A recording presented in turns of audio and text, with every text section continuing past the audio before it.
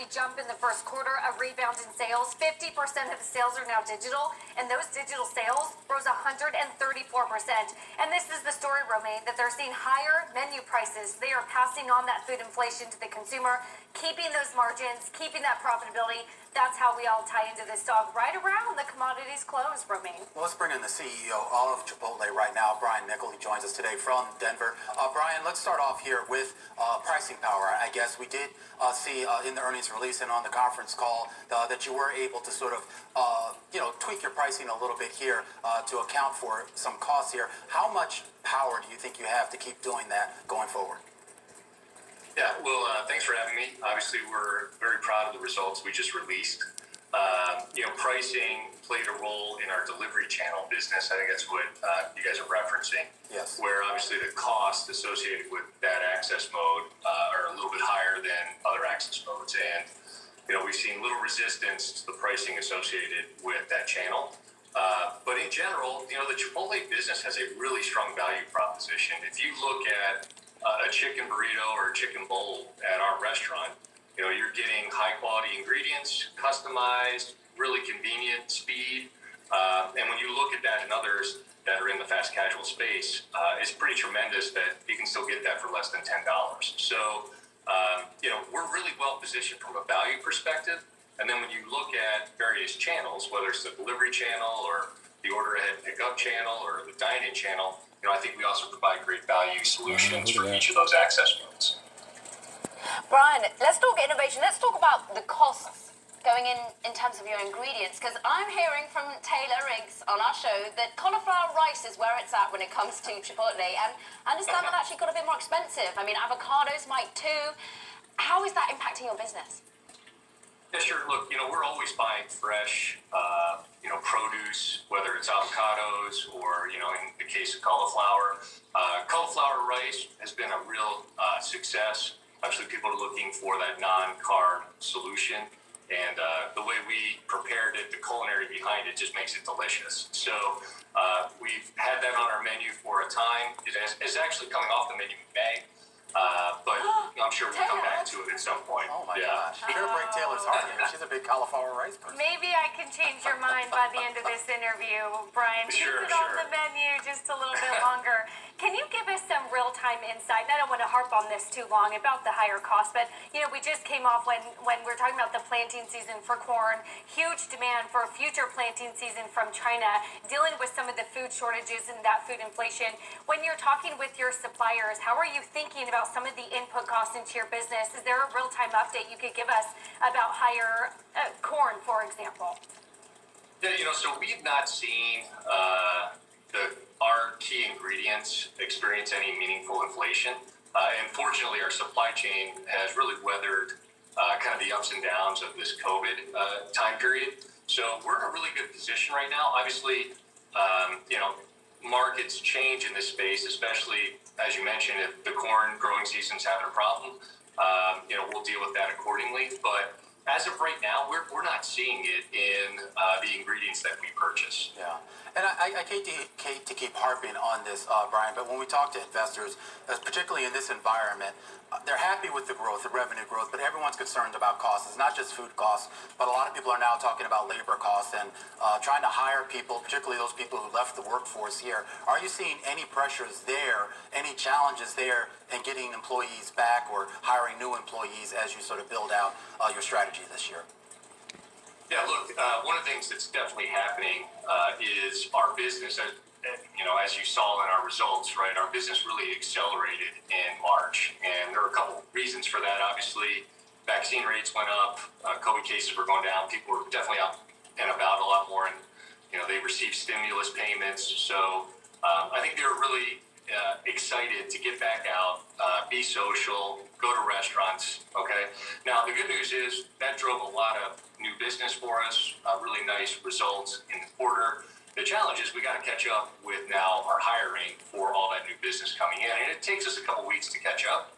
What I'm happy to say is where we put an emphasis on hiring, we get great responses. Frankly, the challenge that we've seen over the last 30 to 60 days is once we get people hired, keeping them in the business for 60, 90, hopefully 2 years so that they can have a longer term career with us and ultimately become a restaurant manager where they're making $60,000, $80,000. But right now it's very competitive. So the employees that you have, they're probably seeing more alternative employment opportunities than they ever have, especially in those traditional restaurant jobs. So it's very competitive. We believe we've got a unique employee value proposition because our company is different in the standpoint we have this purpose around cultivating a better world, food with integrity, and then we've got tremendous growth opportunities. So you may come in as a crew member, but you could quickly find yourself running a restaurant in a year or two. Look, talk about those growth opportunities, Brian, because you talk about how strong March was, vaccines, but also stimulus checks, which are at the moment no more. Is that sort of pace of growth, that upbeatness that you felt in March carrying on into April, on into the spring? For us, so what we talked about in our results was really looking at our 2-year geometric sales performance. So we were running in, think about this on a 2-year basis, in the 20% range. In April, we've continued to see kind of low 20s, high teens. It's bouncing around a little bit, but what we are seeing is there's still a lot of consumer demand to be had as people get out and about and return to their normal work schedule, kids going back to school, youth activities reinvigorated.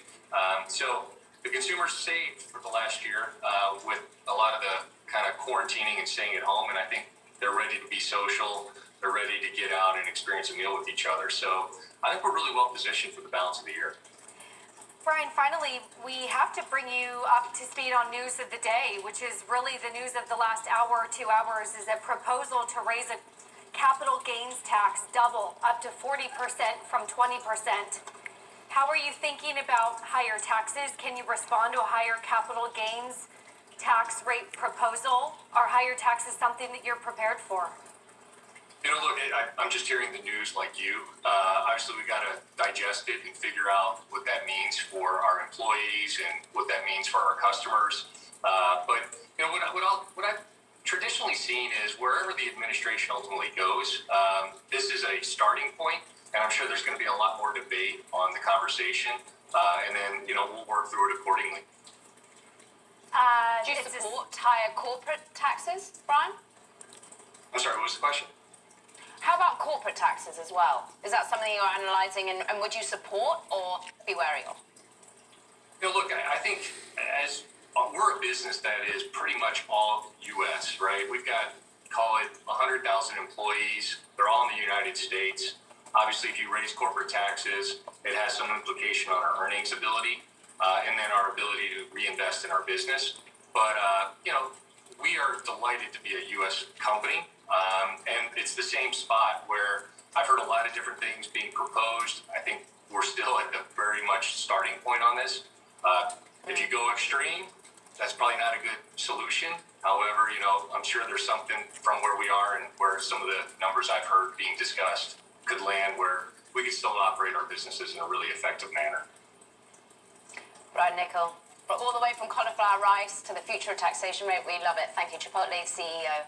Do come back. Now, some breaking news for you. White House Press Secretary Jen Psaki asked about that Bloomberg report about, of course, capital gains hikes, potentially President Biden planning to hike the capital gains tax, we understand, up to 43%. Psaki is saying the president is still finalizing how to pay for his family's plan, but reiterated what we've heard before from this White House, that spending can be carried on the backs of the wealthy. Meanwhile, coming up, we've got plenty more from the CEO interviews. Jim Fiddling, Dow CEO, joining us next on earnings and President Biden's new, capital gains tax plan. We'll get his take. This is Bloomberg.